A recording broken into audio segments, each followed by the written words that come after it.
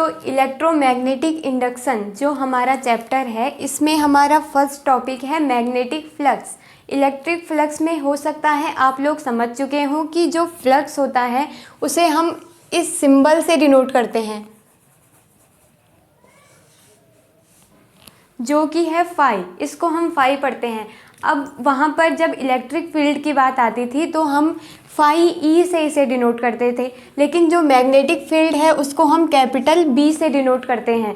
तो अगर ये मैग्नेटिक फ्लक्स है तो हम इसको फाई बी से डिनोट करेंगे। तो सबसे पहले हम यहाँ पर मैग्नेटिक फ्लक्स को समझने जा रहे हैं, तो हम उसकी डेफिनेशन लिख लेते हैं। It is the number of field lines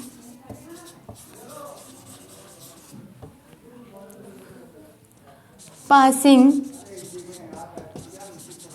perpendicular through the surface, यानी कि जो हमारा मैग्नेटिक फ्लक्स है ये हमें बताता है कि किसी सरफेस से कितनी ज़्यादा मैग्नेटिक फील्ड लाइंस पास कर रही हैं, वो भी उसके परपेंडिकुलर। जैसे कि हम यहाँ पर एग्जांपल भी ले सकते हैं। जैसे ये है एक सरफेस,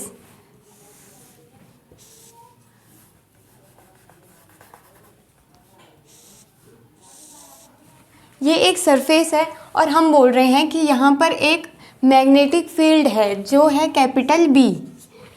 तो यहाँ पर अगर कोई मैग्नेटिक फील्ड है तो इससे मान लो वो मैग्नेटिक फील्ड लाइंस जा रही हैं।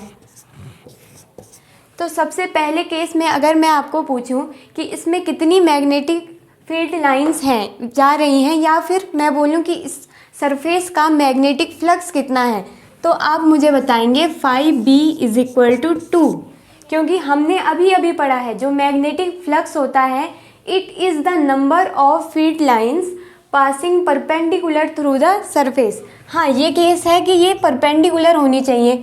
अब हमें दिख रहा है कि सिर्फ 2 ही फील्ड लाइंस हैं जो परपेंडिकुलर, और सरफेस मान लो ये सरफेस है और इसके परपेंडिकुलर जो लाइंस जा रही हैं वही क्या है, हमारी मैग्नेटिक फ्लक्स।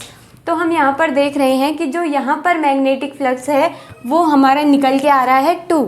ऐसे ही अगर हम मैग्नेटिक फील्ड को डेंस कर दें, जैसे कि हमने, हो सकता है आप लोगों ने पढ़ा हो इससे पहले के चैप्टर में कि मैग्नेटिक फील्ड को डेंस करने का मतलब है कि मैग्नेटिक फील्ड लाइंस का बढ़ना। यानी कि अगर हम लें एक स्ट्रॉन्ग मैग्नेटिक फील्ड तो इसका मतलब है यहाँ पर इस बार मैग्नेटिक फील्ड लाइंस भी ज़्यादा होंगी। यानी कि इस बार सरफेस को ज़्यादा मैग्नेटिक फील्ड लाइंस क्या कर रही होंगी, पास कर रही होंगी उसके अंदर से। यानी कि ऐसी कंडीशन में अगर हम इलेक्ट्रिक फ्लक्स निकालेंगे तो उसकी वैल्यू कितनी आएगी, 4। ऐसा क्यों हुआ, मैं मान के चल रही हूँ कि दोनों का एरिया सेम है। हालांकि सेम दिख नहीं रहा, लेकिन मान लीजिए कि दोनों का एरिया सेम है। अगर दोनों का एरिया सेम, तो अब हम क्या बोल रहे हैं, यहाँ पर हमने जो मैग्नेटिक फील्ड लिया वो स्ट्रॉन्ग नहीं था, इसलिए इस मैग्नेटिक फील्ड से सिर्फ 4 मैग्नेटिक फील्ड लाइंस निकली।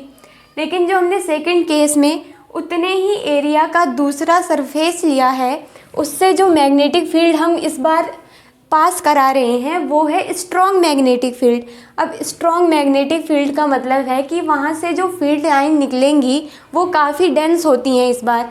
यानी कि उतने ही सरफेस से इस बार कितनी फील्ड लाइंस जा रही हैं, 4। तो इस तरह से हम फ्लक्स में चेंज कर सकते हैं।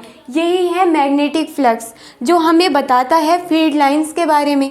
अब सोचिए, इस बार हम एरिया ही बढ़ा दें, अगर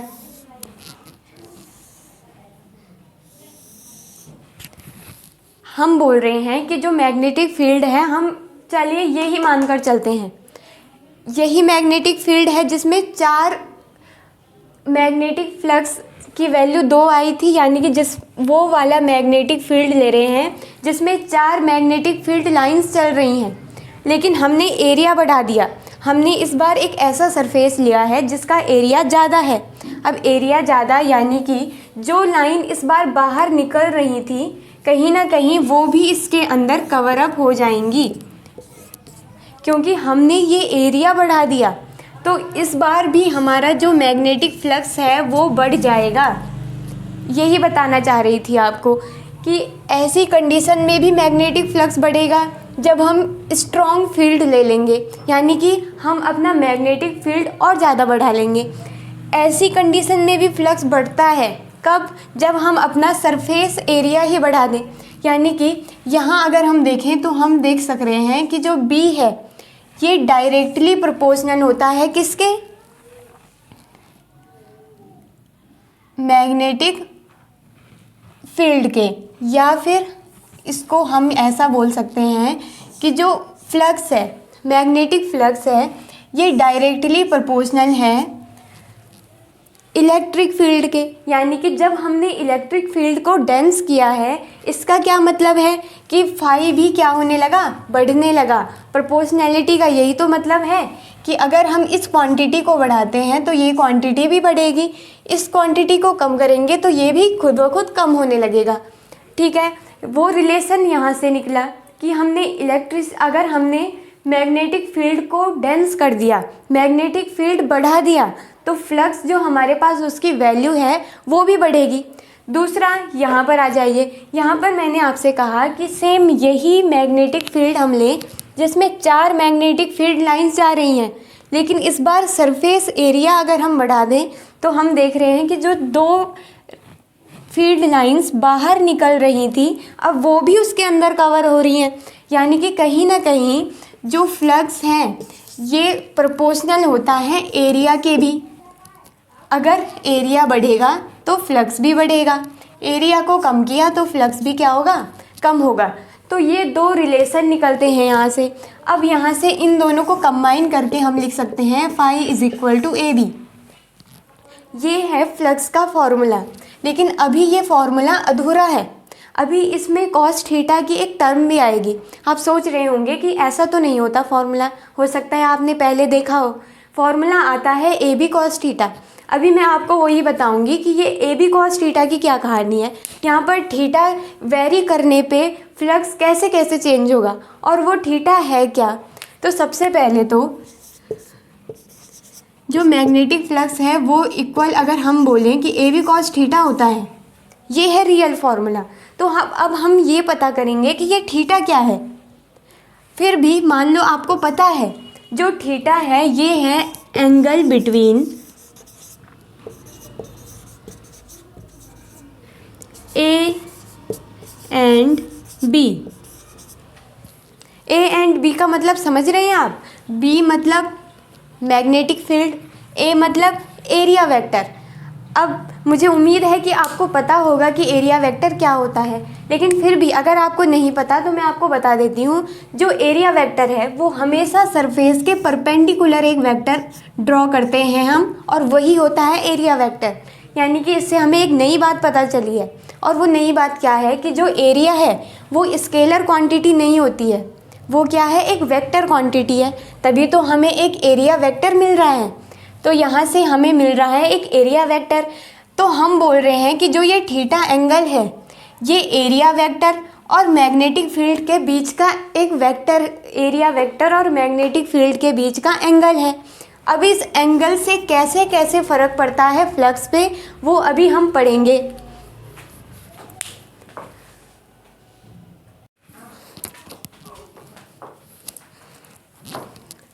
अब देखिए, जो यहाँ से इलेक्ट्रिक फ्लक्स का फॉर्मूला निकल के आता है वो होता है phi B is equal to AB।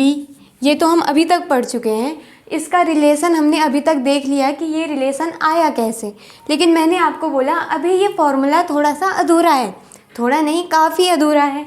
और वो अधूरा इसलिए है क्योंकि इसके आगे अभी एक और टर्म ऐड होती है जो कि है कॉस थीटा। अब कॉस थीटा पे कैसे डिपेंड करेगा फ्लक्स हमारा, तो अब हम वो देखेंगे। जो थीटा होता है angle between area vector and magnetic field. अब आप सोच रहे होंगे ये ए क्या होता है। जो ए है हमारा एरिया वेक्टर। अगर आप नहीं जानते एरिया वेक्टर के बारे में तो मैं आपको बताऊंगी कि एरिया वेक्टर क्या होता है। मान लीजिए ये कोई सरफेस है। अब इस सरफेस के परपेंडिकुलर अगर मैं एक वेक्टर ड्रॉ करूं तो वही होता है हमारा एरिया वेक्टर। यानी कि जो एरिया वेक्टर है ये हमेशा सरफेस के परपेंडिकुलर होता है। अब मैंने कहा कि जो थीटा एंगल है, इस बार जो कॉस थीटा आ रहा है ये है angle between A and B. हो सकता अभी देखिए हमने हमेशा एक चीज़ पढ़ी, हम बार बार पढ़ते आ रहे हैं कि ये सरफेस है और इसके परपेंडिकुलर फील्ड लाइंस जा रही हैं। लेकिन क्या ये हमेशा पॉसिबल है? नहीं। फील्ड लाइंस तो कहीं से भी आ सकती है ना, इधर उधर कहीं से भी। यानी कि इस सरफेस के साथ ज़रूरी नहीं है कि वो हमेशा 90 डिग्री का एंगल बनाए। हो सकता है वो अलग अलग एंगल फॉर्म करे। हो सकता है, देखिए मान लीजिए कि हमारी फील्ड लाइन इस बार ऐसे जा रही है। अब तो ये 90 डिग्री के एंगल पे नहीं है। क्या ये एरिया वेक्टर के साथ 90 डिग्री का एंगल बना रही है? नहीं बना रही। तो यहाँ पर देखिए ये एरिया वेक्टर के साथ कुछ ना कुछ थीटा एंगल पे है। ये फील्ड लाइन सरफेस के साथ 90 का एंगल नहीं बना रही, ना ही ये फील्ड लाइन एरिया वेक्टर के डायरेक्शन में है। इसके डायरेक्शन में होती तो इसका मतलब परपेंडिकुलर सरफेस के, लेकिन ये नहीं है परपेंडिकुलर। इसका मतलब ये कहीं ना कहीं कुछ एंगल बना रही है यहाँ बीच में, जो कि मान लेते हैं थोड़ी देर के लिए एंगल है थीटा। और जो इलेक्ट्रिक फील्ड लाइन आ रही है उसको बी मान लेते हैं, बी है इलेक्ट्रिक फील्ड लाइन। अब देखिए हमने डेफिनेशन पढ़ी है फ्लक्स की, it is the number of field lines passing perpendicular through the surface. यानी कि इससे हमें कोई लेना देना नहीं है, ये सरफेस के थ्रू परपेंडिकुलर जा ही नहीं रही है, पास नहीं कर रही है सरफेस को परपेंडिकुलर। तो आपने 11th में पढ़ा होगा कि जब कोई वेक्टर किसी एंगल पे आ रहा है हॉरिजॉन्टल के साथ तो हम उसके दो कंपोनेंट लेते थे। थीटा के साथ कंपोनेंट होता है बी कॉस थीटा। थीटा के जिस लाइन के साथ थीटा एंगल बन रहा है वहाँ कॉस थीटा आता था, और उस लाइन के परपेंडिकुलर आता था हमारा साइन थीटा। और यहाँ पर है B sine theta, B cos theta इस तरफ, बी साइन थीटा इस तरफ। अब देखिए इस बी साइन थीटा से बिल्कुल कंफ्यूज मत करिएगा। क्यों? देखिए ना, हम यहाँ पर कॉस ले रहे हैं, साइन नहीं। क्यों नहीं ले रहे? क्योंकि ये साइन थीटा जो है ये मान लीजिए ऐसे है सरफेस, और ये सरफेस को बिल्कुल छूते हुए निकल रहा है। लेकिन हमने डेफिनेशन में पढ़ा है कि हमें ऐसी फील्ड लाइन चाहिए जो पास करती हो सरफेस को, लेकिन ये सरफेस को पास नहीं कर रही, ये बस निकल रही है उसे छूकर। तो इसीलिए हम इस वाले वेक्टर को कंसिडर नहीं करेंगे, या फिर बोलूँ कि इस वाले कंपोनेंट को कंसिडर नहीं करेंगे। लेकिन अब बी कॉस थीटा को देखिए, B cos theta passing through surface है और साथ में परपेंडिकुलर भी है, क्योंकि ये एरिया वेक्टर की ही डायरेक्शन में भी है। सब कुछ तो यही सेटिस्फाई कर रहा है बी कॉस थीटा। यानी कि जब हम यहाँ पर फाई लेंगे, ए तो ठीक है सरफेस एरिया ए है मान लीजिए, लेकिन जो बी है इस बार हम ये बी ना लेकर के, क्योंकि इस बी से इफ़ेक्ट नहीं हो रहा मैग्नेटिक फील्ड को। मैग्नेटिक फील्ड को अफेक्ट करने वाला कौन है? बी कॉस थीटा वाला कंपोनेंट। अब इस वेक्टर को हम कंसिडर ही नहीं करेंगे, सिर्फ इसको लेंगे। यानी कि इस तरह से हमारा निकल के आया ए बी कॉस थीटा, और ऐसे बनता है मैग्नेटिक फ्लक्स का फॉर्मूला। अब शायद आप बेहतर समझे होंगे, ये पूरा कंपोनेंट वाला गेम चलता है। तो अब हो सकता है आपके पास न्यूमेरिकल में आ जाए कि किसी एंगल थीटा पे है आपका कौन? Magnetic field line. तो मुझे उम्मीद है कि अब आप फ्लक्स फिर भी निकाल सकते हैं इस टेक्निक से। ये है कंपोनेंट निकालने का। और 11th में एक वेक्टर चैप्टर था, उसमें थी ये सारी चीज़ें कि कंपोनेंट कैसे निकालते हैं। लेकिन फिर भी मैंने आपको काफ़ी अच्छे से समझाने की कोशिश करी है कि बी कॉस थीटा क्यों लेंगे हम वहाँ पर। अब देखिए आपने यहीं पर एक और चीज़ पढ़ी होगी, वो एक और चीज़ क्या है? वो था डॉट प्रोडक्ट। जब भी हम दो क्वांटिटी का डॉट प्रोडक्ट लेते थे, दो वेक्टर क्वांटिटीज़ का डॉट प्रोडक्ट लेते थे। अब देखिए, मैंने आपको बोला कि जो एरिया है वो भी वेक्टर ही है, वो वेक्टर क्वांटिटी होती है एरिया, क्योंकि हम यहाँ पर एरिया वेक्टर भी तो ले रहे हैं। तो जो हमारा एरिया है वो भी वेक्टर क्वांटिटी है। और जो बी है मैग्नेटिक फील्ड, ये तो आप जानते ही होंगे कि ये भी क्या है, एक वेक्टर क्वांटिटी। अब दो वेक्टर हैं तो दो वेक्टर क्वांटिटीज़ का डॉट प्रोडक्ट जब हम लेते थे तो उसके साथ में आता था कॉस थीटा।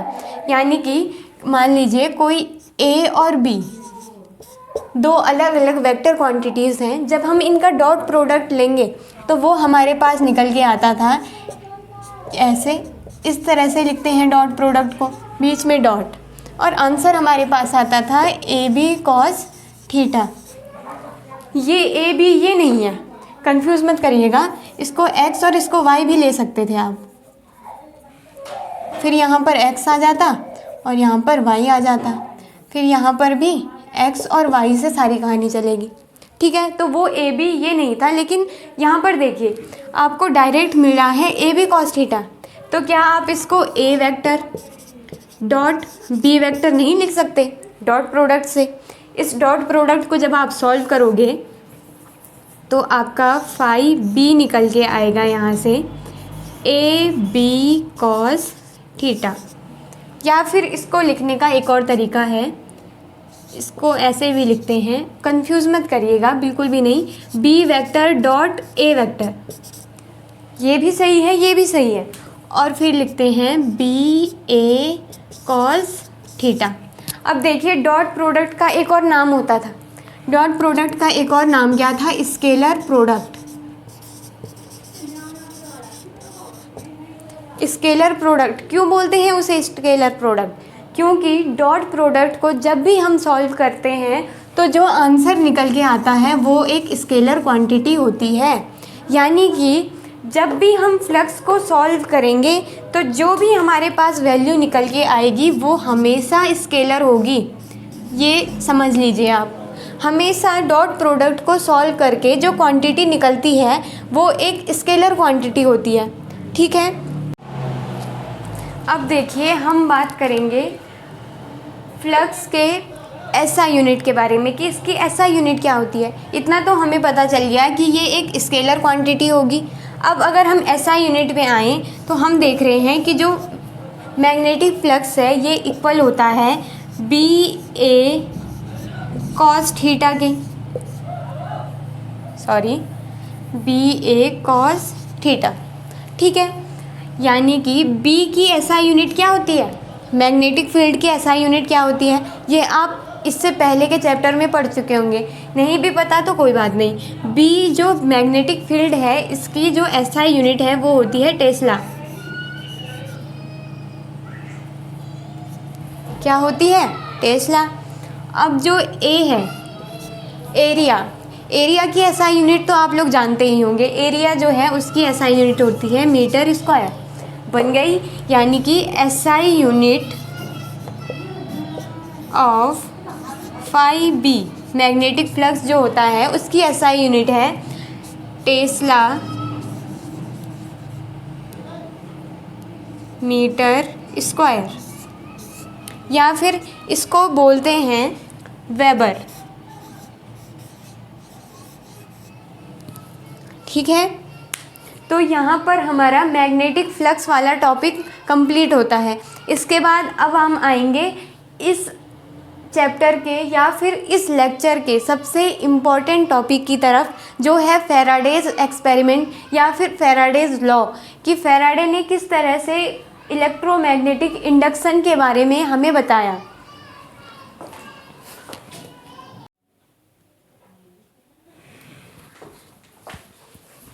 तो चलिए स्टूडेंट्स, जैसे कि आप हेडिंग में पढ़ चुके होंगे, अब हम देखने जा रहे हैं फैराडेज एक्सपेरिमेंटल ऑब्जर्वेशन। अब इंडक्शन बनाया है, किसी साइंटिस्ट ने डिस्कवरी की है, तो इसका मतलब कुछ ना कुछ एक्सपेरिमेंट तो उन्होंने किए ही होंगे। तो उनके एक्सपेरिमेंट से क्या क्या ऑब्जर्वेशन निकली ये हम आपको बताएंगे। एनसीईआरटी में दूसरे तरीके से इसको समझाया गया है, एक्सप्लेन किया आपको किसी और तरीके से, वो मैं आपको ज़रूर बताऊंगी इसके लास्ट में। पहले मैं आपको एक ऐसा तरीका बताऊंगी जिससे मैंने अपने टाइम में इस टॉपिक को पढ़ा था। तो देखिए, जो पहली ऑब्जर्वेशन थी फैराडे की, उन्होंने कहा कि उन्होंने क्या देखा, हुआ यूँ कि कोई मैग्नेटिक फील्ड था जो कि था इनवर्ड डायरेक्शन में। इस सिंबल को आप पहचानते ही होंगे।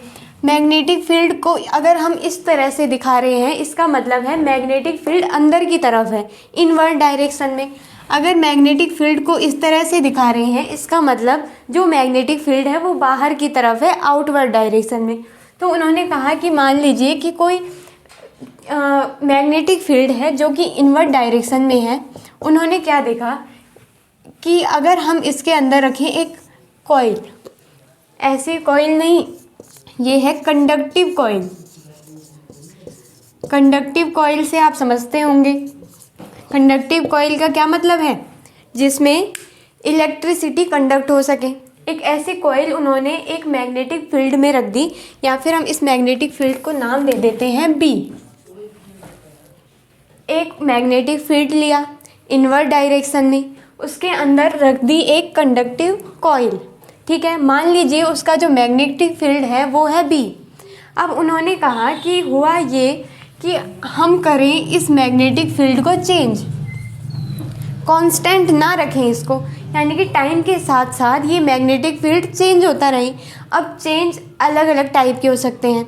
हो सकता है इंक्रीज़ हो रहा हो आपका मैग्नेटिक फील्ड, या ये भी हो सकता है कि आपका जो मैग्नेटिक फील्ड है वो डिक्रीज़ हो रहा हो। आप दोनों में से कोई सी भी कंडीशन यहाँ पे मान सकते हैं। फ़िलहाल हम बस इतना मान रहे हैं कि जो मैग्नेटिक फील्ड है वो चेंज हो रहा है, बढ़ भी सकता है, इंक्रीज़ भी हो सकता है और कम भी हो सकता है। तो जब चेंज हो रहा है हमारा मैग्नेटिक फील्ड, तो उन्होंने यहाँ पर एक नई चीज़ ऑब्ज़र्व करी। वो नई चीज़ क्या थी, उन्होंने बोला जैसे जैसे मैग्नेटिक फील्ड चेंज होता जाएगा, यहाँ पर करंट इंड्यूस होता है, करंट इंड्यूस्ड, यानी कि अभी तक कोई करंट फ्लो नहीं हो रहा था, लेकिन अचानक से क्या हुआ, यहाँ पर करंट इंड्यूस होने लगा, इस कॉइल में करंट जनरेट हो गया। या फिर इससे पहले हम ये बोल सकते हैं कि यहाँ पर ईएमएफ आ गया। ईएमएफ समझते होंगे, पोटेंशियल डिफरेंस। अब देखिए, पोटेंशियल डिफरेंस आएगा, एक बैटरी जनरेट होगी, पॉजिटिव नेगेटिव चार्ज आएगा, तभी तो करंट इंड्यूस होगा। तो आप इसको ये भी बोल सकते हैं कि ईएमएफ इंड्यूस हो रहा है, या फिर ये भी बोल सकते हैं कि करंट इंड्यूस हो रहा है। तो उन्होंने ये ऑब्ज़र्व किया कि अगर हम किसी मैग्नेटिक फील्ड में, जो मैग्नेटिक फील्ड इनवर्ड डायरेक्शन में है, उसमें एक कॉइल रख दें। कैसी कॉइल? Conductive coil. तो हम अगर उस मैग्नेटिक फील्ड को अब चेंज कर रहे हैं, कांस्टेंट नहीं है वो मैग्नेटिक फील्ड, हमने क्या कर दिया, उस मैग्नेटिक फील्ड को चेंज कर दिया। तो जैसे जैसे मैग्नेटिक फील्ड चेंज होता रहेगा, उन्होंने देखा कि वहाँ पर एक ईएमएफ जनरेट हो रहा है, यानी कि इस कॉइल में पॉजिटिव नेगेटिव चार्ज आ रहे हैं। पॉजिटिव नेगेटिव चार्ज का आना यानी कि कोई ना कोई करंट इंड्यूस हो रहा है वहाँ पर, बल्कि अभी तक वहाँ पर कोई करंट नहीं था, लेकिन अचानक से क्या होने लगा, वहाँ पर करंट इंड्यूस होने लगा। ये थी उनकी फर्स्ट ऑब्जर्वेशन। अब सेकंड ऑब्जर्वेशन की बात अगर हम करें, तो सेकंड ऑब्जर्वेशन क्या थी कि यही मैग्नेटिक फील्ड ले लो आप, मैग्नेटिक फील्ड वही है जो कि है बी, लेकिन इस बार मैग्नेटिक फील्ड को कर दो कांस्टेंट। मैग्नेटिक फील्ड कांस्टेंट हो गई, लेकिन कुछ ना कुछ ऐसा कुछ हो रहा है कि जो हमारा इस बार का कंडक्टिव कॉइल है वो या तो सिकुड़ रहा है, या फिर फैल रहा है, या फिर हम बोल सकते हैं या तो वो श्रिंक हो रहा है या फिर एक्सपेंड हो रहा है। यानी कि कहीं ना कहीं जो हमने कॉइल रखी यहाँ, कंडक्टिव कॉइल, इसका एरिया चेंज हो रहा है। इस बार हो क्या रहा है, एरिया चेंज हो रहा है हमारा कंडक्टिव कॉइल का। क्या कहा कि जो मैग्नेटिक फील्ड है, इस बार अगर हम उसको कांस्टेंट कर दें कि जितनी पहले थी उतनी ही बाद में, कोई चेंज नहीं आ रहा है उसमें, लेकिन इस बार हमने कंडक्टिव कॉइल को कुछ इस तरह से रखा कि कभी उसका एरिया या तो श्रिंक हो रहा हो या फिर एक्सपेंड हो रहा हो, यानी कि एरिया चेंज हो रहा है इस बार। जब ऐसा किया तब भी उन्होंने एक ही चीज़ पाई कि यहाँ पर फिर से होने लगा ईएमएफ इंड्यूस। ईएमएफ इंड्यूस यानी कि हमें कुछ ना कुछ करंट मिलने लगा, करंट इंड्यूस हो गया यहाँ पर फिर से। ये थी सेकंड ऑब्जर्वेशन। अब थर्ड क्या किया उन्होंने,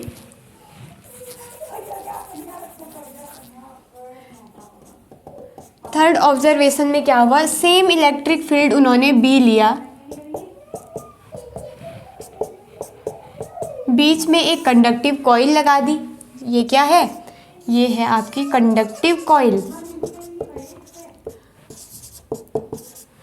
इस बार उन्होंने कुछ नई चीज़ की। नया क्या था, उन्होंने बी को कर दिया कांस्टेंट, यानी कि जो हमारा मैग्नेटिक फील्ड है उसको कांस्टेंट कर दिया, ए को भी कर दिया कांस्टेंट। बी कांस्टेंट है यानी कि मैग्नेटिक फील्ड कांस्टेंट है, ए कांस्टेंट यानी कि एरिया इस बार कांस्टेंट हो गया। लेकिन इस बार उन्होंने नया किया कि उन्होंने जो ये कॉइल थी इसको घुमाना स्टार्ट कर दिया। अब देखिए अगर कॉइल घूमेगी तो क्या होगा, हम देख रहे हैं कि मैग्नेटिक फील्ड अंदर की तरफ है, तो इसको आप मैग्नेटिक फील्ड मान लीजिए रेड वाले मार्कर को। और एरिया वेक्टर हमने बोला परपेंडिकुलर होता है, किसके परपेंडिकुलर, सरफेस के। तो अगर ये सरफेस इस तरह है तो ये होगा इसका एरिया वेक्टर ब्लू मार्कर। अब देखिए ये मैग्नेटिक फील्ड, ये है आपका एरिया वेक्टर। अब देखिए हम बोल रहे हैं हम कॉइल को घुमा रहे हैं, कॉइल को घुमाएंगे तो कहीं ना कहीं मैग्नेटिक फील्ड घूमने लगेगा हमारा और कुछ ना कुछ थीटा एंगल बनाएगा, किसके साथ, एरिया वेक्टर के साथ। अब देखिए ना हम कॉइल को घुमा रहे हैं, मैग्नेटिक जो हम दो तरह से ले सकते हैं कि हो सकता है मैग्नेटिक फील्ड तो अंदर ही जा रहा है ना, लेकिन जो एरिया है वो तो घूम रहा है, यानी कि एरिया वेक्टर भी परपेंडिकुलर घूम रहा होगा। यहाँ से हो रहा है कि नहीं हो रहा। या फिर आप ये समझ सकते हैं कि इस बार हमारा मैग्नेटिक फील्ड घूम रहा है, मैग्नेटिक फील्ड तो हमने कांस्टेंट रखा है वो नहीं घूमेगा, तो घूमेगा कौन, हमारा एरिया वेक्टर। एरिया वेक्टर कभी ना कभी इसके साथ कुछ अलग अलग एंगल बना रहा होगा जो कि होगा थीटा। यानी कि हम बोलना चाह रहे हैं इस बार जो हमारा थीटा है वो हो रहा है चेंज, हो रहा है कि नहीं। देखिए फिर से समझ सकते हैं आप इसे, जो मैग्नेटिक फील्ड है वो तो अंदर की तरफ है, ठीक है, और जो एरिया वेक्टर है वो बाहर। लेकिन अब हमने इसको ऐसे कांस्टेंट ना रख करके हम इसकी पोजीशन में चेंज कर रहे हैं। हमने बोला हम इसको घुमाएंगे, किसको, कॉइल को, कंडक्टिव कॉइल को घुमाएंगे तो ये जो एरिया वेक्टर है ये भी तो घूमेगा। ये एरिया वेक्टर सरफेस के परपेंडिकुलर होता है, तो जहाँ सरफेस जाएगी ये भी उसके साथ में घूमने लगेगा और जो मैग्नेटिक फील्ड है उसके साथ कुछ ना कुछ थीटा एंगल बनाएगा। यानी कि तीसरी कंडीशन में थीटा को चेंज करेंगे तब भी क्या होगा, ईएमएफ इंड्यूस हुआ वहाँ पर, ईएमएफ इंड्यूस हुआ यानी कि करंट फिर से इंड्यूस हुआ।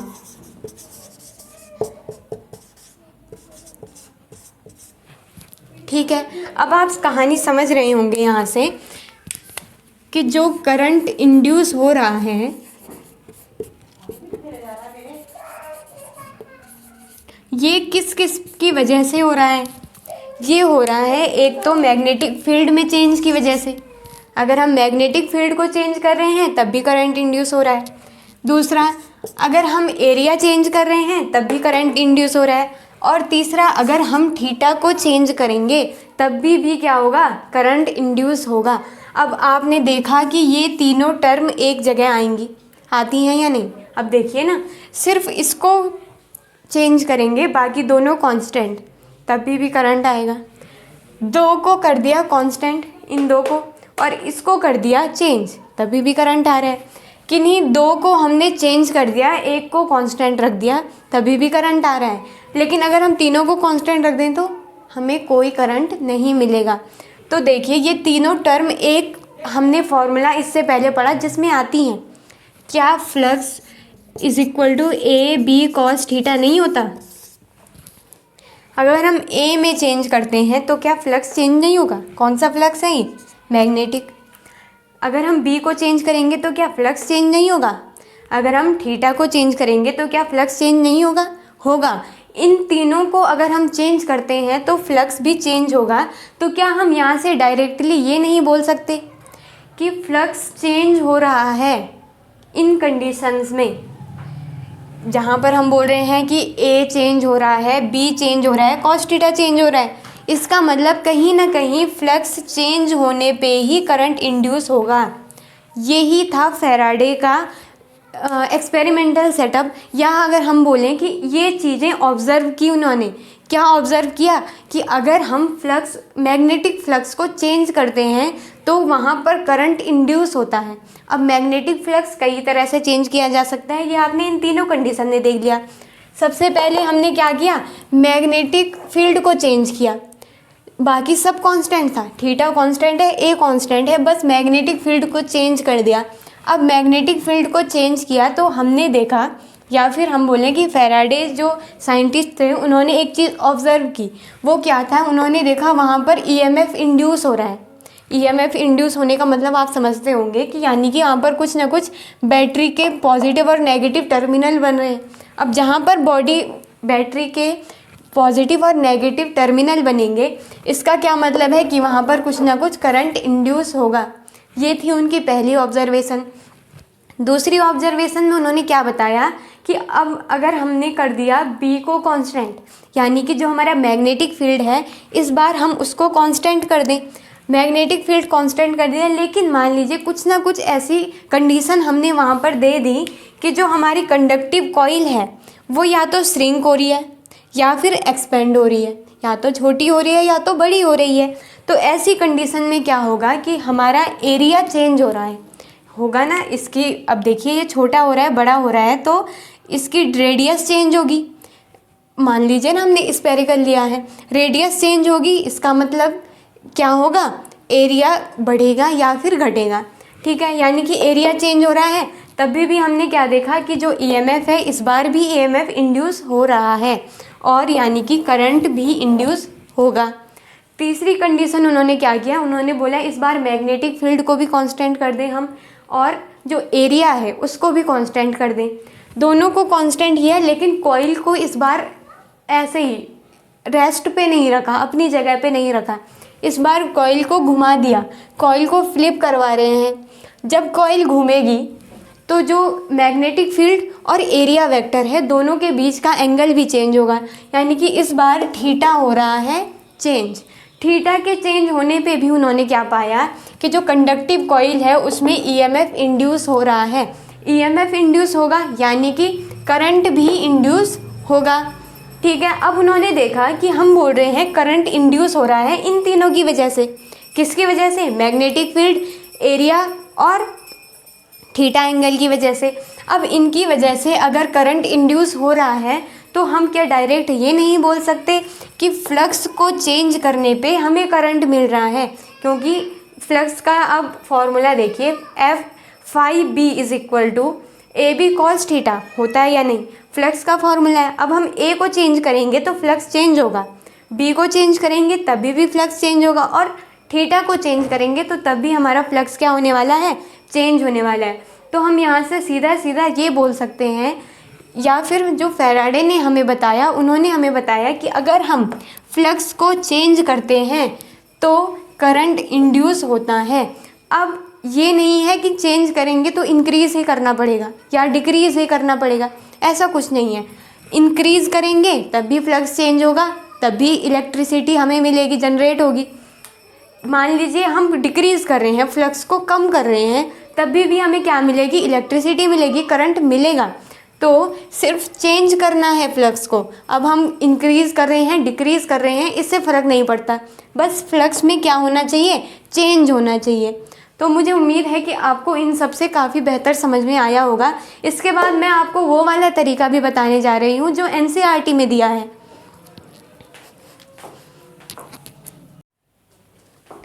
अब देखिए, जैसा मैंने आपको बताया कि जो फेराडेज एक्सपेरिमेंटल ऑब्जर्वेशन है ये हमारी बुक एनसीईआरटी जो है उसमें थोड़ा अलग टाइप से दिया है, वो मैं आपको ज़रूर यहाँ पर एक्सप्लेन करूँगी। हैं वो दोनों सेम चीज़ें, दोनों में सेम ही ऑब्जर्वेशन निकली। अब देखिए, मान लीजिए आपके पास है एक कॉइल जिसके साथ अटैच है एक गैल्वेनोमीटर, ठीक है, और आपके पास है एक मैग्नेट, ठीक है। मैग्नेट कैसा है, मैग्नेट में क्या होते हैं, दो पोल होते हैं, नॉर्थ और साउथ। अब आपको एक चीज़ पता होनी चाहिए कि जो नॉर्थ पोल है इससे इलेक्ट्रिक फील्ड लाइंस निकलती हैं और साउथ पोल के अंदर जाती हैं। हो सकता है आपने देखा भी हो, ये कुछ इस तरह से चलता है, इस तरह से आपका मैग्नेट बनता है। अब देखिए क्या हुआ, इस ऑब्जर्वेशन में उन्होंने क्या बताया कि अगर हम इसको मूव कराएं आगे की तरफ, सबसे पहले चलिए ये रहने दीजिए, सबसे पहले इनको अलग अलग फेज़ में समझिए आप। नंबर 1 डाल दीजिए इसको कि मान लीजिए अभी है रेस्ट पे, हमारा जो मैग्नेट है वो रेस्ट पे है, रख दिया, हो गया। और जब उन्होंने देखा कि कॉइल है उसके बगल में हमने एक मैग्नेट रखा है, वो रेस्ट पे है, अभी दोनों में से कोई भी मोशन नहीं कर रहा, तो इसका मतलब तब उन्होंने पाया कि यहाँ पर कोई भी इलेक्ट्रिसिटी जनरेट नहीं हो रही है, कोई भी करंट नहीं बन रहा, ठीक है। अब देखिए दूसरे केस में उन्होंने क्या किया कि सेम कॉइल ली, उसमें एक गैल्वेनोमीटर लगाया। इस बार उन्होंने क्या किया, इसको थोड़ा नीचे नीचे बना लेते हैं।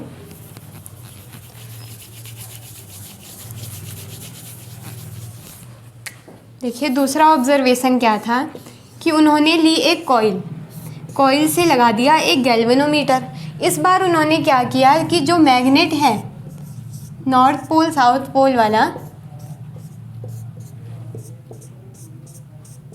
इस बार इन्होंने इस मैग्नेट को मूव कराना स्टार्ट किया आगे की तरफ, मोशन में आ गया आपका मैग्नेट।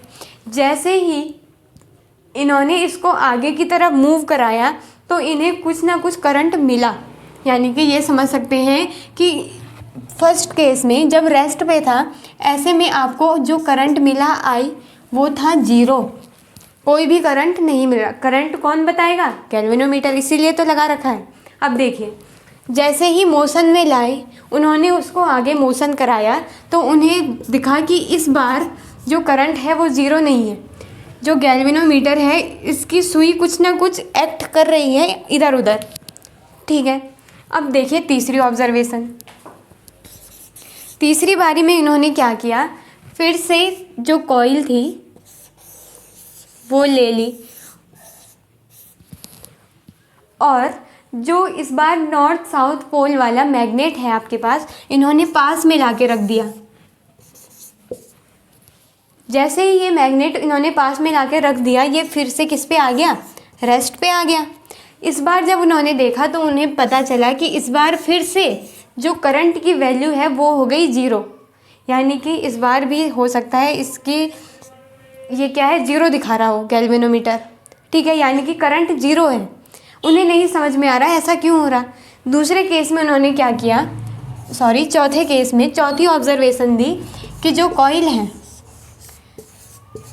इस बार उन्होंने जो उस मैग्नेट था उसको दूर ले जाना स्टार्ट किया, इस तरफ मोशन कराया, यानी कि इस बार ये है मोशन में,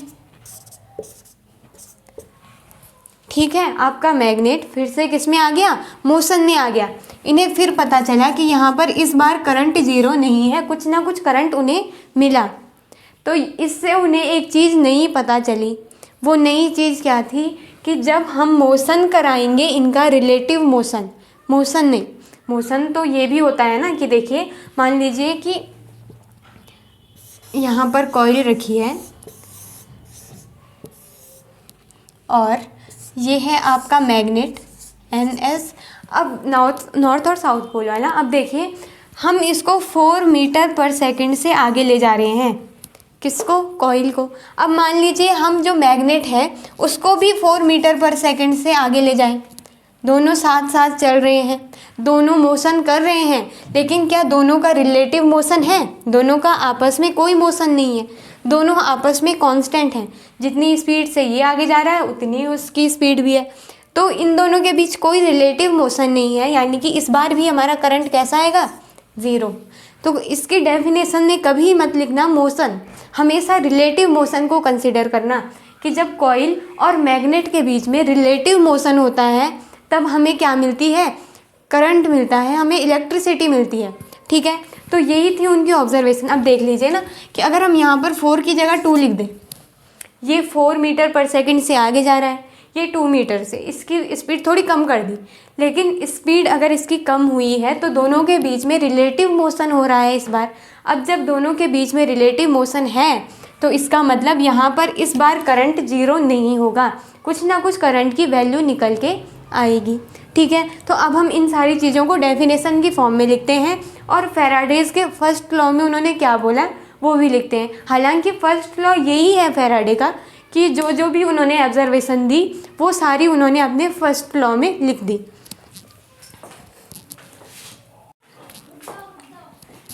तो देखिए स्टूडेंट्स, अभी तक हमने क्या देखा? अभी तक हमने ऑब्जर्वेशन देख ली कि जो फैराडे ने एक्सपेरिमेंट किया उसमें क्या क्या ऑब्जर्वेशन निकली।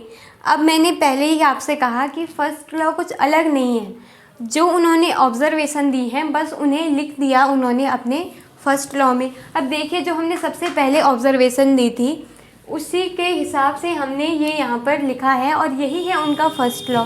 तो देखते हैं ये क्या है। Whenever there is a change in magnetic flux, जब कभी भी हम देख रहे हैं कि मैग्नेटिक जो फ्लक्स है उसमें चेंज हो रहा है और लिंक्ड विद अ कंडक्टर, वो मैग्नेटिक फ्लक्स लिंक होना चाहिए किसके साथ? कंडक्टर के साथ। An EMF is induced in the conductor, तो वहाँ पर जो भी कंडक्टर होगा उसमें क्या होने लगेगा? EMF इंड्यूस होने लगेगा। यही देखा था हमने फर्स्ट ऑब्जर्वेशन में। क्या कहा है कि जब कभी भी क्या हो, मैग्नेटिक फ्लक्स चेंज हो तो होगा क्या? अगर हमने उसको एक कंडक्टर के साथ अटैच किया है, लिंक किया है कंडक्टर के साथ, तो कंडक्टर में क्या होने लगेगा? EMF जनरेट होगा, खुद ब खुद इंड्यूस हो जाएगा EMF। अब देखिए ये कैसा है, ये कोई मैग्नेटिक फील्ड है। मान लीजिए हमने यहाँ इस तरह से एक कंडक्टर रख दिया है, ये कंडक्टर। अब अगर मैं आपसे पूछूं कि क्या यहाँ पर, अगर हम मान लीजिए हम बोल रहे हैं फ्लक्स को हम करा रहे हैं चेंज, फ्लक्स को चेंज करा रहे हैं, तो क्या यहाँ पर EMF जनरेट होगा? तो आपका बिल्कुल सही जवाब होगा जो कि होगा हाँ। आप बोलेंगे यहाँ पर बिल्कुल EMF जनरेट होगा, यही तो लिखा है। Whenever there is a change in magnetic field, हम बोल रहे हैं ना कि हम चेंज कर रहे हैं किसमें? मैग्नेटिक फ्लक्स में। Magnetic flux linked with a conductor, जो कि एक कंडक्टर के साथ लिंक है। An EMF is induced in the conductor, इस कंडक्टर में क्या होगा? EMF इंड्यूस होगा। EMF से मैंने अभी आपको बताया कि EMF का मतलब कि एक तरह से यहाँ पर एक बैटरी बन जाएगी जिसके पास एक पॉजिटिव और एक नेगेटिव टर्मिनल होगा। ठीक है, लेकिन अगर मैं आपसे अभी एक क्वेश्चन करूँ कि क्या यहाँ पर करंट फ्लो होगा, तो आप क्या कहेंगे? आप ज़रूर बताइएगा कि क्या यहाँ पर करंट फ्लो होगा। तो एक बार आप यहाँ पर सोचकर दिमाग लगाइए कि क्या यहाँ पर करंट होने की कोई पॉसिबिलिटी है। इसीलिए कहा है EMF वाली लाइन को याद रखें, इलेक्ट्रिक करंट वाली, कि करंट फ्लो होगा ही होगा। ये चीज़ कभी याद मत रखें, क्योंकि अब आप यहाँ पर एक चीज़ देखिए ना, क्या इसका सर्किट कंप्लीट है? सर्किट तो कंप्लीट है ही नहीं ना, इसीलिए मैंने यहाँ पर ब्रैकेट में एक लाइन लिखी है, if the conductor forms a closed coil. Coil कैसी होनी चाहिए? इस बार जो कंडक्टर है वो क्लोज होना चाहिए। And induced current flows through it, तब जाकर यहाँ पर करंट फ्लो होगा। जब क्या होगा? जो हमने कंडक्टर लिया है वो क्लोज्ड हो। देखिए ना, यहाँ पर कंडक्टर क्लोज नहीं है, लेकिन EMF तो यहाँ पर भी इंड्यूस होगा। EMF हमेशा इंड्यूस होगा, लेकिन करंट ज़रूरी नहीं है कि हमेशा फ्लो करे। करंट सिर्फ तब फ्लो करेगा जब क्या होगा? इसका सर्किट कंप्लीट होगा, एक तरह से ये क्लोज होगा। जैसे कि हम पीछे एग्जांपल ले रहे थे, इस तरह का सर्किट, ठीक है। इस तरह का जब कंडक्टर होगा जिसका सर्किट कंप्लीट है, जो क्लोज्ड है, अब हम यहाँ पर बोलेंगे कि यहाँ पर ईएमएफ भी है और करंट भी फ्लो हो रहा है। अब करंट फ्लो होने की डायरेक्शन क्या है ये हम अभी नहीं पढ़ेंगे, जब हम लेंज़ लॉ पढ़ेंगे वहाँ पर हमें पता चलेगा कि डायरेक्शन कैसे कैसे देंगे। फ़िलहाल यहाँ पर आप इतना समझिए, उम्मीद है आप समझ चुके होंगे। क्या कहा मैंने कि जो ईएमएफ है वो तो हमेशा जनरेट होगा, कॉइल क्लोज्ड हो या ना हो। जो बैटरी बननी है वो हमेशा बनेगी फ्लक्स के चेंज होने पे, लेकिन हमेशा पॉसिबल नहीं है कि वहाँ पर इलेक्ट्रिसिटी का फ़्लो हो, करंट फ्लो हो, हमेशा ये पॉसिबल नहीं होता। अब देखिए ना, इस तरह की जो कंडक्टर होंगे जिनका सर्किट ही कंप्लीट नहीं है, अब इनमें इलेक्ट्रिसिटी कैसे फ़्लो कराएंगे, कैसे करंट फ्लो होगा इनमें, तो ये हमेशा पॉसिबल नहीं होता, ठीक है। अब देखिए, मुझे उम्मीद है आप समझ चुके होंगे, एक बार मैं फिर से पढ़ के आपको बता देती हूँ। Whenever there is a change in magnetic flux linked with a conductor an EMF is induced in the conductor, ठीक है। जब कभी भी हमारा मैग्नेटिक फ्लक्स चेंज होगा हमेशा ही क्या होगा, उस कंडक्टर पे EMF जनरेट होगा, इंड्यूस होगा, जनरेट नहीं इंड्यूस होगा, ठीक है। अब इस लाइन पे आ जाओ, if the conductor forms a closed coil, अगर हमने इस कंडक्टर को क्लोजली पैक क्लोज कॉइल बना दिया तब जाकर यहाँ पे इलेक्ट्रिसिटी जनरेट, करंट फ्लो होगा, इंड्यूस होगा करंट। कब? जब हमने कॉइल को बंद कर दिया, क्लोज्ड कॉइल है। बाई चांस क्लोज कॉइल नहीं है, कॉइल इस तरह से है जिसका सर्किट ही कंप्लीट नहीं, तो ईएमएफ तो होगा, ईएमएफ यहाँ पर होगा, लेकिन यहाँ पर करंट फ्लो नहीं हो सकता, ठीक है। तो हमेशा इस चीज़ से, इस डेफिनेशन को याद रखें, यहाँ पर ईएमएफ ही याद रखें, करंट ना याद रखें कि करंट इंड्यूस होगा, ऐसा हमेशा पॉसिबल नहीं है। क्योंकि करंट फ्लो होने के लिए एक कंडीशन है कि जो कॉइल है हमारी वो कैसी होनी चाहिए, क्लोज्ड होनी चाहिए, ठीक है। लेकिन ईएमएफ क्लोज हो या ना हो, हमेशा क्या होगा, ईएमएफ तो अपना काम करेगा ही करेगा, ईएमएफ हमेशा इंड्यूस होगा, ठीक है। अब देखिए, आप यहाँ पर देख रहे होंगे मैंने और करके एक और डेफिनेशन यहाँ पर लिखी है। चलिए अब इस डेफिनेशन को समझते हैं। इस डेफिनेशन का कोई अलग मतलब नहीं है। अगर आप फैराडे के फर्स्ट लॉ में ये वाली डेफिनेशन लिख के आते हैं तब भी आपको पूरे मार्क्स मिलेंगे। बाई चांस आप ये नहीं ये लिख कर आते हैं तभी भी आपको पूरे मार्क्स मिलने वाले हैं, क्योंकि दोनों डेफिनेशन बिल्कुल सही हैं। ये जो डेफिनेशन है ये मैंने दूसरी जो ऑब्जर्वेशन जो मैंने कहा था कि एनसीईआरटी में आपको दी है उसके हिसाब से मैंने ये डेफिनेशन यहाँ पर लिखी है। अब देखिए, यहाँ पर जो दूसरी डेफिनेशन है, जैसे कि मैंने आपको कहा कि आप एग्ज़ाम में इसे लिख कर आइए या इसे लिख कर आइए, दोनों में आपको सेम ही मार्क्स मिलेंगे, कोई आपका मार्क्स नहीं काटने वाला। देखिए, ये दूसरी डेफिनेशन जो हमने सेकंड ऑब्जर्वेशन की थी वहाँ से निकली है।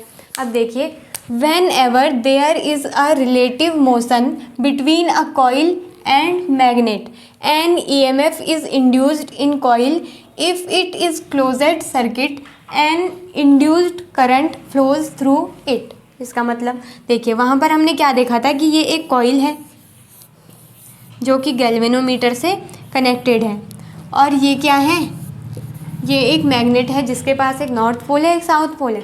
क्या बोला है कि अगर कॉइल और मैग्नेट के बीच में रिलेटिव मोशन हो, जैसा कि मैंने आपको एक एग्जांपल दिया था कि मान लीजिए ये भी आगे चल रहा है 4 मीटर पर सेकंड से, ये भी आगे चल रहा है 4 मीटर पर सेकंड से, तो मोशन तो अभी भी है, दोनों मोशन कर रहे हैं, लेकिन क्या ऐसे में फ्लक्स चेंज होगा? बिल्कुल नहीं। क्यों नहीं? क्योंकि यहाँ पर रिलेटिव मोशन तो है ही नहीं, यहाँ पर तो दोनों साथ साथ चल रहे हैं ना, दोनों के लिए एक दूसरे को एक तरह से ये रेस्ट पे देखने वाले हैं, तो इसीलिए यहाँ पर आप मोशन लिखने की गलती मत करिएगा, पूरा लिखिए रिलेटिव मोशन, ठीक है। तो whenever there is a relative motion between coil and magnet, ठीक है, an EMF is induced in coil, coil में क्या होने लगेगा, एक EMF इंड्यूस होने लगेगा, यानी कि कहीं ना कहीं पॉजिटिव नेगेटिव टर्मिनल बनेंगे। If it is closed circuit, फिर वही बात, अगर ये सर्किट क्लोज है, an induced current flows through it, देखिए फिर वही कंडीशन कि ईएमएफ तो होगा, ठीक है, ईएमएफ इंड्यूस हो रहा है, ठीक है, लेकिन करंट तब ही फ्लो करेगा जब आपका सर्किट क्लोज होगा, ठीक है। तो इस ये भी लिख के आइएगा ताकि इसमें ज़्यादा कन्फ्यूज़न ना हो आपको, ठीक है। तो आप क्या लिखेंगे कि whenever there is a relative motion between a coil and magnet, ठीक है, an EMF is induced in coil, जो कॉइल है उसमें एक ईएमएफ इंड्यूस होगा। If it is closed circuit, अगर ये सर्किट क्लोज है, an induced current flows through it, तभी जाकर एक करंट भी इसमें क्या होने लगेगा, फ्लो होने लगेगा। मान लीजिए ये नहीं है क्लोज तो कोई करंट फ्लो नहीं होगा, लेकिन ईएमएफ तो तभी भी इंड्यूस होने वाला है, ठीक है। तो सबसे पहले तो आप इस चीज़ का ध्यान रखेंगे कि आप मोशन ना लिख करके रिलेटिव मोशन लिखेंगे कि दोनों रिलेटिव मोशन कर रहे हों, जैसे कि ये 4 मीटर पर सेकंड से आगे जा रहा है और ये जो मैग्नेट है ये 3 मीटर पर सेकंड से आगे आ रहा है। अब आप देख रहे होंगे ये ज़्यादा तेज़ है और ये थोड़ा स्लो स्लो चलेगा, तो अब इन दोनों के बीच में भी रिलेटिव मोशन होने लगेगा, ठीक है।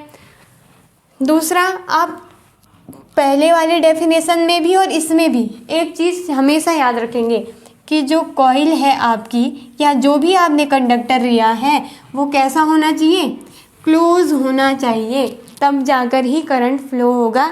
अगर क्लोज नहीं है तो ईएमएफ तो इंड्यूस होगा लेकिन करंट फ्लो नहीं होने वाला, ठीक है। अच्छा, अब देखिए लास्ट में जो मैंने एक लाइन लिखी है ये बहुत ही इम्पोर्टेंट है। इम्पोर्टेंट क्यों है, अब देखिए ये भी क्वेश्चन आ सकता है कि कब तक जो हमने करंट फ्लो करवाया इनमें हम बोल रहे हैं करंट फ्लो हो रहा है, लेकिन ये जो इंडक्शन, ये जो इंड्यूस हुआ करंट है इलेक्ट्रोमैग्नेटिक इंडक्शन में, तो ये कब तक फ्लो होगा। क्या है, हमने एक बार स्टार्ट कर दिया तो क्या ये हमेशा ऐसे ही चलता जाएगा या फिर ये कभी रुकेगा, तो रुकेगा भी तो कब रुकेगा, और अगर हमेशा चलते जाना है तो कब तक चलेगा। तो इसके लिए ये दूसरी लाइन है, the induced EMF lasts as long as the change in flux is taking place. जब तक आप फ्लक्स में चेंज कराते रहेंगे तब तक क्या होगा, आपका ईएमएफ बना रहेगा, करंट भी अगर क्लोज है सर्किट तो करंट भी फ्लो होता रहेगा। बाय चांस आपने क्या किया, आप बोल रहे हैं कि हाँ चलो हमें करंट मिल गया, और आप इसी एग्जांपल को देख लो और आप फ्लक्स में चेंज नहीं कर रहे, यानी कि आपने इस मैग्नेट को बस रेस्ट पे ले आए, आपने बोला कि अब तो ठीक है करंट फ्लो होने लग गया, रिलेटिव मोशन कराया, और अब आप बोल रहे हैं कि चलो इसको मैं रेस्ट पे ले आती हूँ, अब करंट तो फ्लो होने ही लग गया, अब हो जाएगा करंट। लेकिन ऐसा नहीं होता, ठीक है। जब तक आप इसको मोशन कराते रहेंगे, जब तक चेंज होता रहेगा फ्लक्स में, सिर्फ तब तक ही चलेगा करंट। अगर आपने इन दोनों के बीच का रिलेटिव मोशन बंद करा दिया या फ्लक्स में जो भी चेंज आ रहा था आपने उसे रोक दिया, तो होगा क्या, जो ईएमएफ बन रहा था, इंड्यूस हो रहा था ईएमएफ, या फिर जो करंट फ्लो हो रहा था वहाँ पे, वो होना बंद हो जाएगा, ठीक है। और आपका सर्किट अब ना तो उसमें ईएमएफ है ना ही करंट फ्लो होगा, ठीक है। तो इसकी भी एक लिमिट है, the induced EMF lasts as long as the change in flux is taking place, ठीक है। जब तक आप फ्लक्स में चेंज कराते रहेंगे तब तक होगा क्या, आपका जो करंट है वो इंड्यूस होगा, या फिर सॉरी ईएमएफ इंड्यूस होगा, करंट हमेशा नहीं, करंट सिर्फ तब अगर सर्किट कैसा है, क्लोज। तो आप देख रहे होंगे कि फैराडे ने जो ये डिस्कवरी की है ये अपने आप में एक बहुत बड़ी चीज़ है। इन्होंने एक तरह से इलेक्ट्रिसिटी को काफ़ी अच्छा हमारे लिए यूज़ करने के लिए बनाया, या फिर कह सकते हैं कि इनके इस डिस्कवरी से पहले जो इलेक्ट्रिसिटी हमें मिलती थी वो बहुत ही कॉस्टली हुआ करती थी। लेकिन जैसे ही इन्होंने इस सारी चीज़ की ऊपर डिस्कवरी की, इन्होंने जैसे ही अपना इंडक्शन, इलेक्ट्रोमैग्नेटिक इंडक्शन बनाया, वैसे ही हम तक भी इलेक्ट्रिसिटी का पहुंचना काफ़ी अच्छा हो गया था, काफ़ी ज़्यादा अमाउंट में हमें इलेक्ट्रिसिटी मिल रही थी और कॉस्ट भी पहले से कम था इलेक्ट्रिसिटी का। तो अपने आप में इन्होंने एक बहुत बड़ी डिस्कवरी की जो कि हमारे लिए बहुत ज़्यादा यूज़फुल थी। Thank you.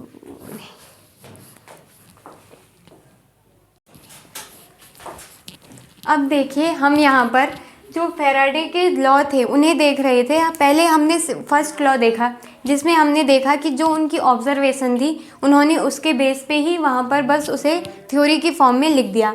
अब हम देखेंगे फैराडे सेकंड लॉ, जो कि हो जाता है न्यूमेरिकल के पॉइंट ऑफ व्यू से काफ़ी इम्पॉर्टेंट।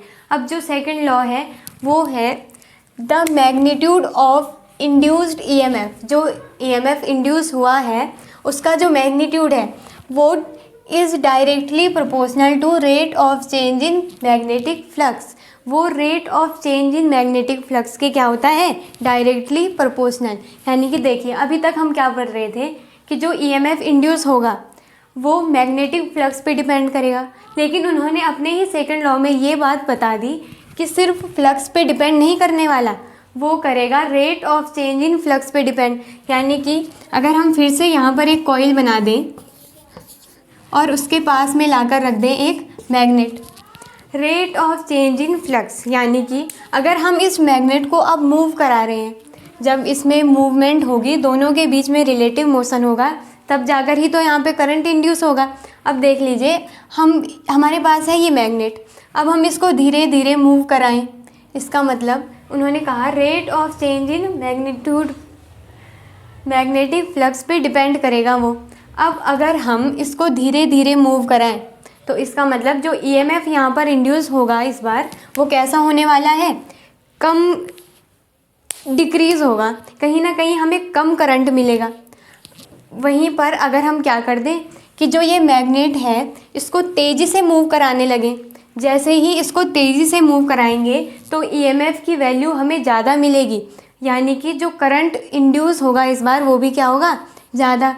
यही कहा है उन्होंने अपने सेकंड लॉ से, the magnitude of induced EMF is directly proportional to rate of change in magnetic flux.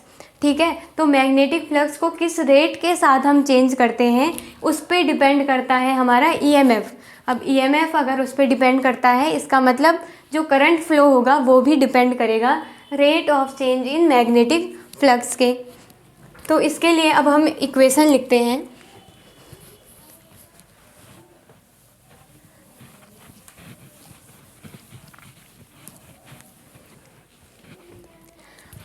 अब जो ईएमएफ है इसके दो सिंबल होते हैं, एक तो इस तरह से इसको लिखा जाता है और दूसरा इस तरह से। तो मैं ये वाला तरीका अभी काम में लेना चाहूँगी, आप चाहें तो इससे भी कर सकते हैं। अब देखिए क्या बोला है कि जो ईएमएफ है वो डायरेक्टली प्रोपोर्शनल है किसके, rate of change in magnetic field. अब किसी भी का रेट ऑफ चेंज कैसे लिखते हैं कि change in flux upon change in time, कि वो जो अमाउंट क्वांटिटी है वो टाइम के साथ कितनी चेंज हो रही है, यही तो होता है रेट ऑफ चेंज। अब देखिए कहा है कि मैग्नीट्यूड, इसलिए बाहर से मॉड लगा दिया। अब हो सकता है नेगेटिव में हो पॉजिटिव में हो, वैसे ये ईएमएफ नेगेटिव में निकलता है। अभी खैर हम इसके ऊपर बात नहीं करेंगे। अभी देखिए यहाँ पर अगर हम प्रोपोर्शनैलिटी का साइन हटाएंगे तो यहाँ पर आएगा इक्वल, और साथ में ही लगने वाला है क्या, एक कांस्टेंट। यहाँ पर जो कांस्टेंट आता है उसकी वैल्यू होती है 1, तो इसलिए हम इसको डायरेक्टली लिखते हैं कि EMF is equal to delta phi upon delta T. ठीक है, अब देखिए ये जो delta phi upon delta T है, जो डेल्टा है वो चेंज को बताता है, लेकिन जो डेल्टा है ये लॉन्ग टाइम इंटरवल के लिए बताता है। ठीक है, यानी कि इस बार जो हमारा ईएमएफ निकलेगा ये होगा एवरेज। ठीक है, यानी कि जो delta phi upon delta T हमारा ईएमएफ निकला है ये एवरेज ईएमएफ है। लेकिन मान लीजिए आपसे पूछा गया किसी पर्टिकुलर इंस्टेंट के लिए, मान लो क्वेश्चन में दे दिया कि t is equal to 2 seconds पे निकालो, तब आप क्या करेंगे, तब आप ये फॉर्मूला वहाँ पर नहीं लगाएंगे, तब आप वहाँ ई इंस्टेंटेनियस का फॉर्मूला लगाएंगे कि किसी पर्टिकुलर इंस्टेंट पे आप फ्लक्स में चेंज कैसे निकालते हैं।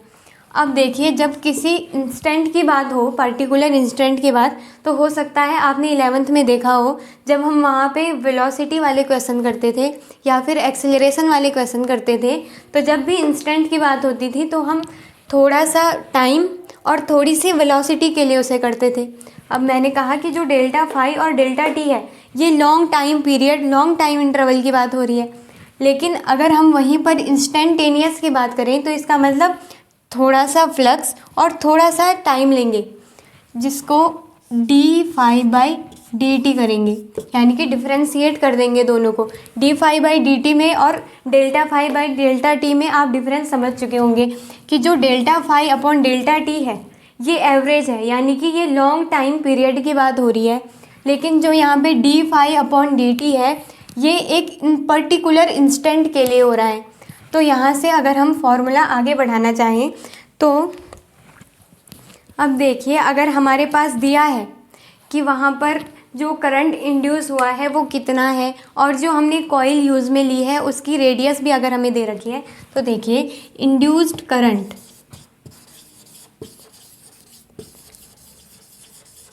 करंट मान लीजिए हमें दिया है स्मॉल आई, और रेजिस्टेंस ऑफ कॉइल मान लीजिए हमें दी है स्मॉल आर। ठीक है, जो कॉइल का रेजिस्टेंस है वो भी हमें दे रखा है और जो उसमें करंट फ्लो हो रहा है वो भी हमें दे रखा है। ठीक है, तो यहाँ से आपने पहले एक फॉर्मूला पढ़ा होगा कि जो आई है वो इक्वल होता है डेल्टा वी अपॉन आर के, यानी कि जो हमारा करंट है वो इक्वल होता है पोटेंशियल डिफरेंस अपॉन रेजिस्टेंस के। तो इसी फॉर्मूले को हम अभी यूज़ करेंगे कि अगर हम यहाँ से आई एवरेज लिखना चाहें तो पोटेंशियल डिफरेंस, यानी कि जो हमारा ईएमएफ हमने निकाला है वो भी तो पोटेंशियल डिफरेंस ही है, तो ई एवरेज अपॉन आर इस तरह से लिख सकते हैं। अब देखिए ई एवरेज कितना निकला, I average is equal to, E average क्या था हमारा, delta phi upon delta T. तो यहाँ से हम ई एवरेज की वैल्यू यहाँ पर रखेंगे delta phi upon delta T और इनटू में क्या कर देंगे 1 अपॉन आर। और जो ये delta phi upon delta T है ये अभी सिर्फ क्या है, मैग्नीट्यूड है। ये तो निकला आई एवरेज के लिए। अब अगर हम लिखना चाहें आई इंस्टेंटेनियस के लिए तो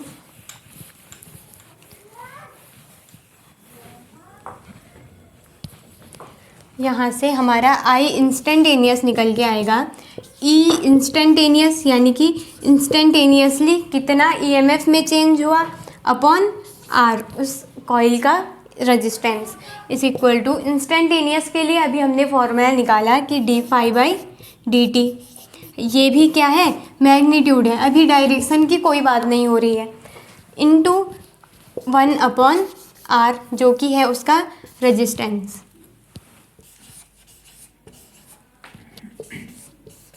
तो इस तरह से यहाँ से आई इंस्टेंटेनियस का फॉर्मूला निकलता है और यहाँ पे आई एवरेज का फॉर्मूला। अब इस करंट की क्या क्या डायरेक्शन होती हैं ये हम लेंज लॉ में पढ़ेंगे। वहाँ लेंज ने हमें बताया कि जो यहाँ पर करंट इंड्यूस हुआ है इसकी डायरेक्शन कैसे कैसे होगी।